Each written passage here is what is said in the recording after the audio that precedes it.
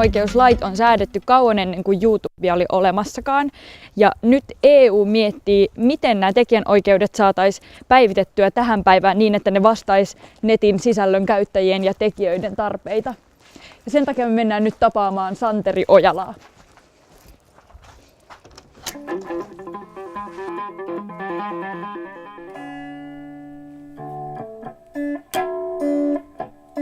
Moi Santeri. Moi. Mitä sä teet? Mä teen tämmöstä parodiavideoa internettiin. Tämmöstä musiikkiparodiaa, joita mä oon tehnyt vähän enemmänkin.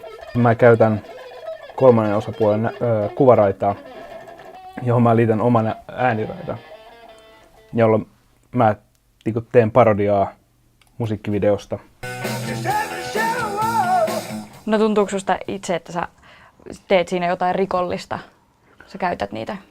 Ei ollenkaan. Itse asiassa tuntuu rikolliselta sen takia, että kun ensimmäinen tili suljettiin ja niitä alettiin poistaa enemmänkin, vaikka lain mukaan mä en ole tehnyt mitään rikollista.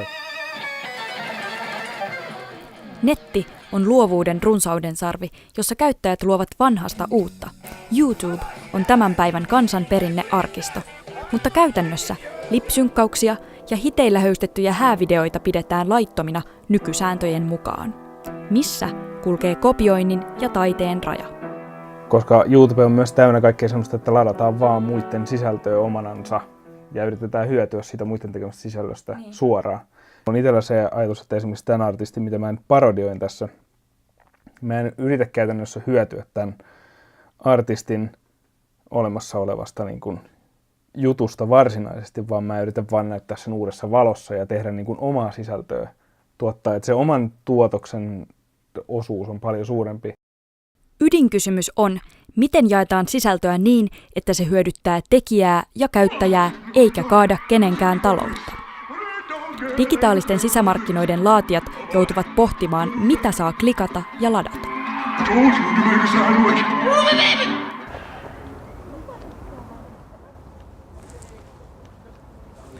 Tiesitkö, että tällaisen historiallisen rakennuksen kuvan jakaminen sosiaalisessa mediassa on joissain EU-maissa kiellettyä tekijänoikeuksien takia? Digitaalisia sisämarkkinoita odottaa myös EntoCube. Nyt mennään katsomaan, mitä sen kontissa tapahtuu. Mitä te teette täällä kontissa? Me farmataan täällä sirkkoja. Tää on meidän sirkkafarmi, mikä tässä on. Ihan alusta saakka on tämmöisessä kasvatuskontissa siihen asti, että harvestoidaan syötäväksi nämä sirkat ja elää elämänsä täällä. Tässä on eurooppalainen kotisirkka ja yksinkertaisimpia tapoja, että nämä on paistettu vaan öljyssä ja vähän suolaa ja chilimaustetta. Se on hyviä semmosia naksuja. EntoCuben, kuten monen muun yrityksen verkkokauppa, tyssää EU-maiden erilaisiin lainsäädäntöihin ja suosituksiin monella eri tasolla. Suuri rajoite Euroopan suhteen on nyt just se, että EUn uusi elintarvikelainsäädäntö käytännössä estää hyönteisten myymisen ihmisravinnoksi.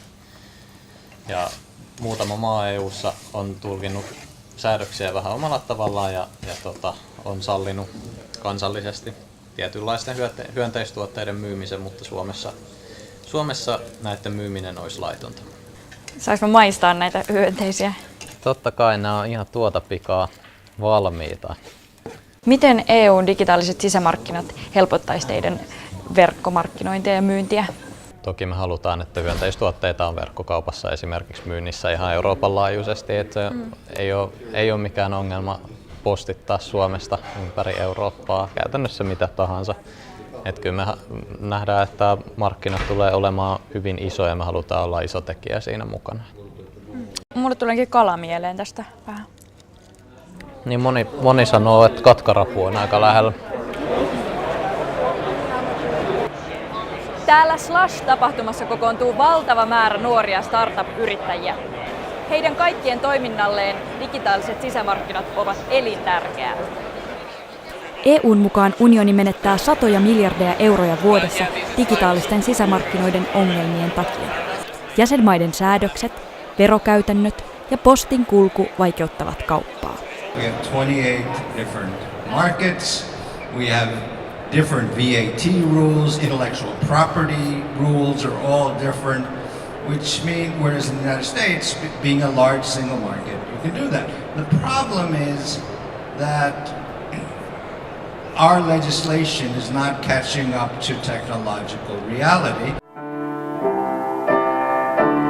Eurooppalaiset ostavat ja myyvät jo verkossa ja nauttivat viihteestä, mutta yhäkin vasta 7% EUn pienistä ja keskisuurista yrityksistä käy digikauppaa muiden jäsenmaiden kanssa. EU aikoo päästä eroon digitaalisen sisämarkkinan esteistä vuoteen 2020 mennessä.